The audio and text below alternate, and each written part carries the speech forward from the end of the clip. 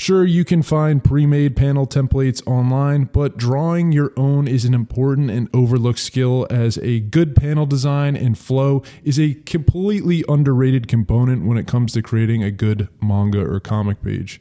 To make some nice manga or comic panels in Procreate, start by selecting a single width brush or create your own, such as the fine tip pen. You may need to boost the size of this in order to get some nice thick borders. So once you've got your brush selected and set to the desired brush width, use your Apple Pencil to draw a line and then hold down at the end of your stroke in order to activate the quick shape, which will create a perfectly straight line for you. Then, as long as you have your Apple Pencil held down, you can drag it around and change the angle of it. If you want to snap to particular angles or get perfectly horizontal or vertical lines, then what you want to do is take your other finger, and while you're holding down with the quick shape for the line, press the screen with a single finger, and this will snap it to certain angle presets.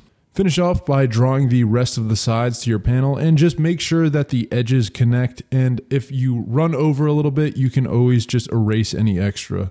If you want perfectly rectangular panels, you can do a quick shape where you just draw a rectangle and then hold again, and it will make it into a auto rectangle.